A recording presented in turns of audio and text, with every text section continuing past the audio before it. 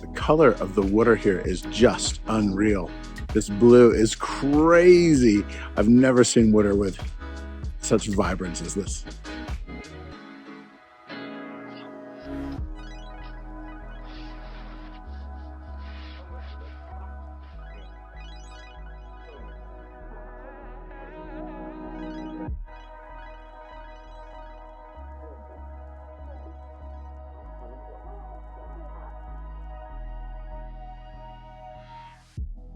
Yo, this is Ben Cubbage, and today we're in Jiuzhaigou National Park.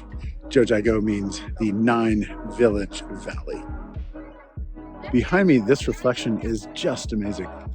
Look at this. It's almost like a perfect facsimile of the mountains here.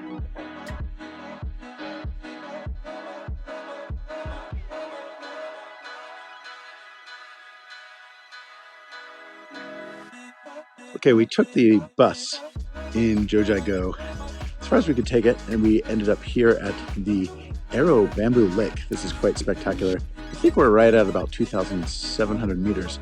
This is the start of our excursion today. We started about 10 o'clock in the morning, and you can see the buses dropped us off here.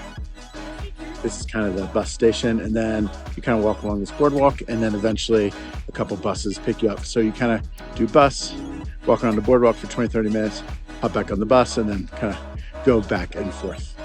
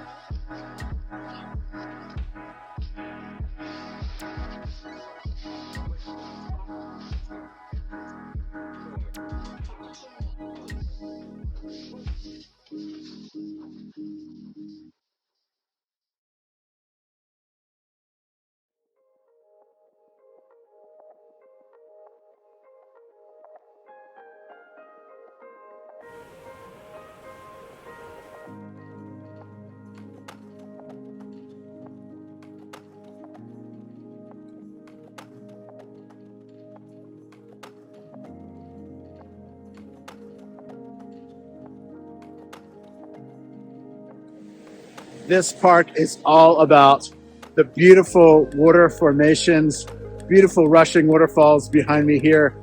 This is Labrang waterfalls, and as you walk down the park, there's really no bad place to see. Highlights of the park, I do recommend seeing Long Lake. I recommend seeing Rhinoceros Lake. Panda Lake is very nice, and of course Labrang waterfalls. Those are some highlights, but really just get on the bus, get off the bus, walk 20-30 minutes around the boardwalk, and you'll see some waterfalls. You'll see beautiful blue color lakes. You really can't go wrong. The only bad thing about this park is that there's almost too much to see, and I'm actually spending one day here, whereas most people spend 2 days in Jiuzhaigou. Of course, you have to buy 2 separate entrance tickets if you do that, but you can understand why it's a big park and you can easily spend 2 days here.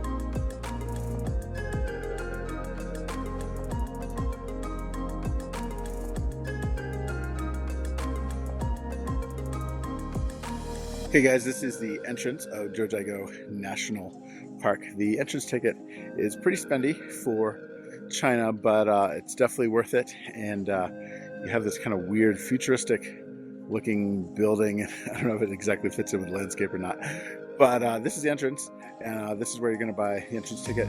You're going to need to buy your entrance tickets in advance because they do limit entrance tickets every day because they put a cap on the number of people that can buy the ticket. I think the amount of time is 14 days in advance. You're going to need to buy your tickets, so that's probably gonna be difficult for you if you don't live in China. If you are not traveling on your own, I highly recommend using a travel agency such as ourselves, elevatedtrips.com, to help you buy this ticket, because it is really hard to get hold of because they're in limited numbers and they have to be purchased in advance of entering the park.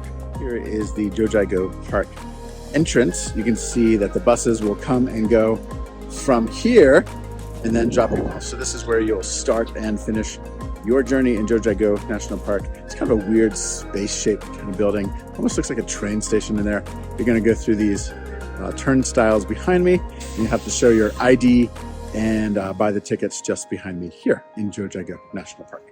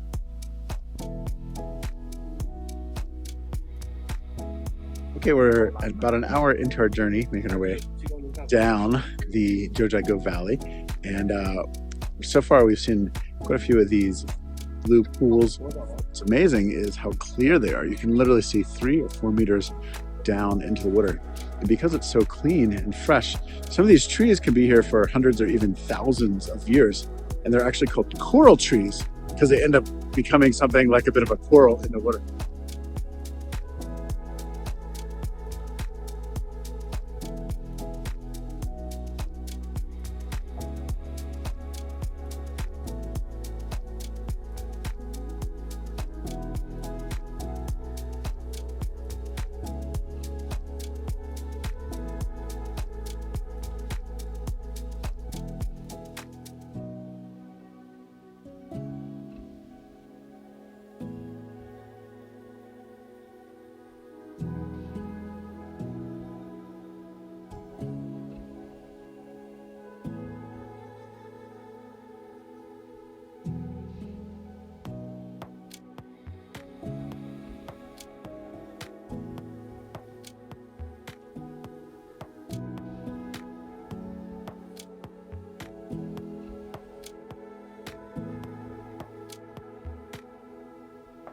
Okay, we're at the Pearl Shoals, or Pearl Waterfalls. You can see it's a very gentle waterfall here.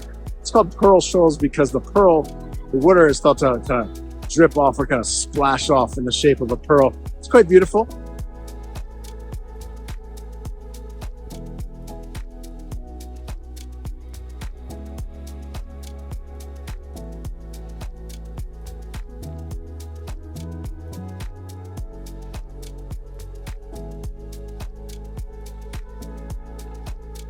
This is Norlong Waterfalls. It's sort of the iconic symbol of the park, the largest waterfall in the park, and you can see it just cascades over several hundred meters, probably about a 20-meter drop here, and it is just absolutely beautiful and stunning in the ice.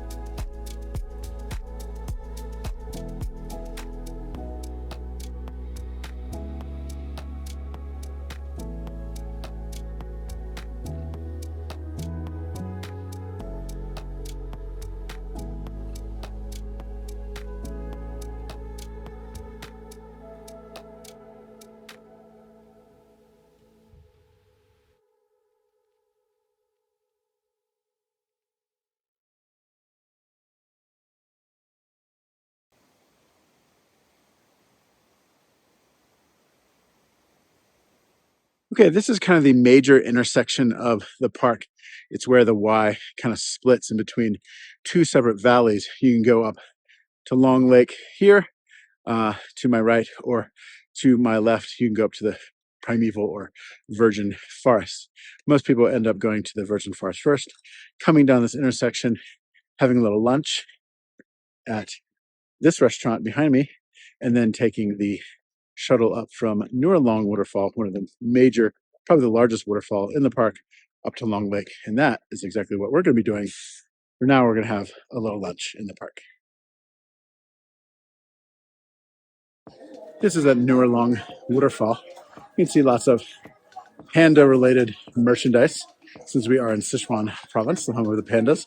Tibetan jewelry, some Chinese kind of crappy toys, a few snacks. So this is kind of what you can expect right at the center point of the park at Long Waterfall.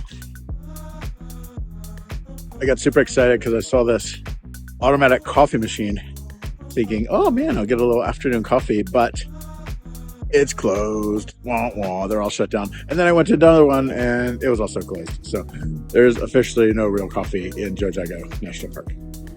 But as with most places in China, there are vending machines with ramen, mian noodles, and a couple Cokes and stuff. So there are definitely snacks here. And then there's a little restaurant inside where you can order some, I don't know, covered dishes, I guess you call them, gai jiao fan, covered dishes, and just kind of simple rice and some Chinese dishes inside. Not super exotic as far as like quality of restaurant experience, but does the job, and there is food in the park, which is good. Okay, this is the food court hall. It's a little round building behind me. You pay for the buffet, or you prepay for the lunch that you get, which is right back there behind me, and then you go in the little restaurant and then you eat.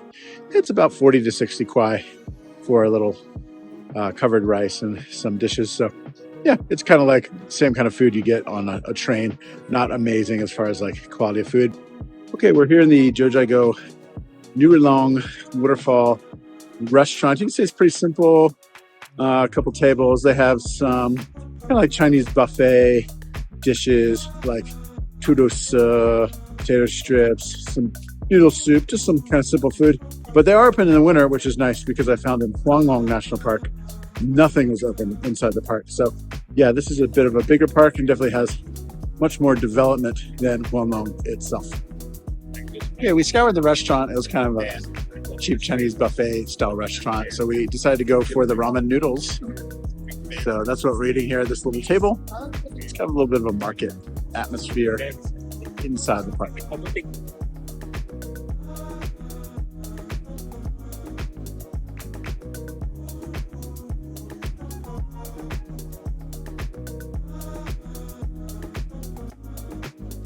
Okay guys, we're up the Sichuan Valley here at about 3,100 meters. You can see this is the longest lake in the park, and it's simply just named Long Lake. So we just caught the very last bus of the day and just barely made it up here. So it's about 3 o'clock. You can see the lights going behind the mountains in the winter. So it is getting quite cold and quite dark. And we're going to head down to the main valley at Long Waterfalls and then continue down to the tourist center.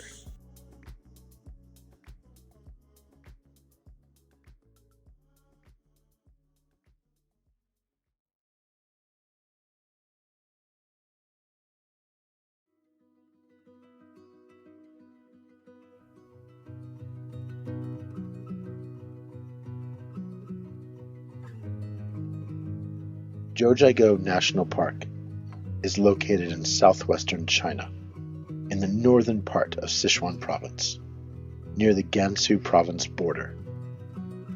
The park covers an area of 280 square miles, or 720 square kilometers. It is a UNESCO World Heritage Site and a World Biosphere Reserve.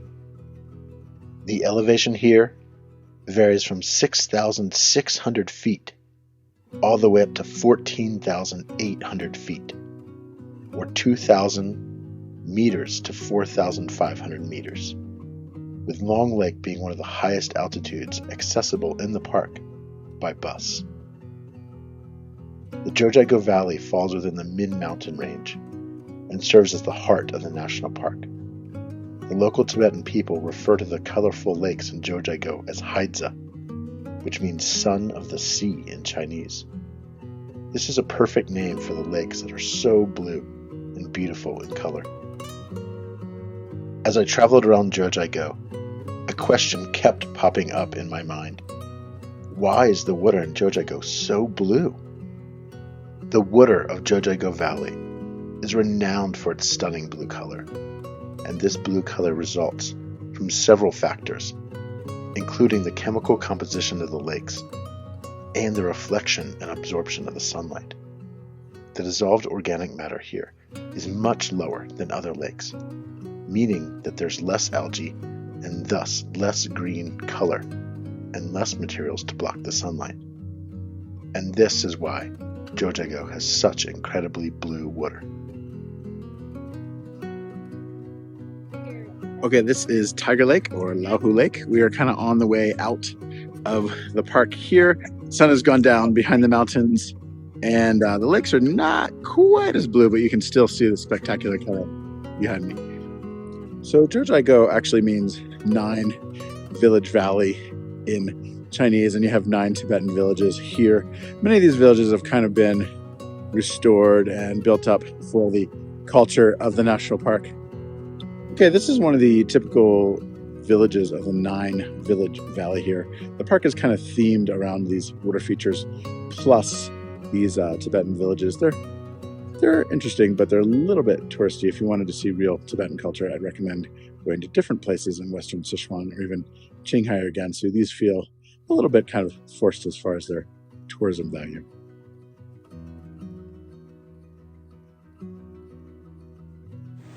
It is kind of a small thing, but I really love how the ice just forms these crazy formations. Look at this like ice formation behind me. It's like an ice cactus or something. Just the way the ice forms along the tree stumps as it flows down these waterfalls. Absolutely incredible. What a highlight of being here on Christmas Day. Merry Christmas, everyone, from Jiuzhaigou National Park. This is Ben Cubbage from Elevated Trips, elevatedtrips.com. Subscribe for more in travel at our YouTube channel.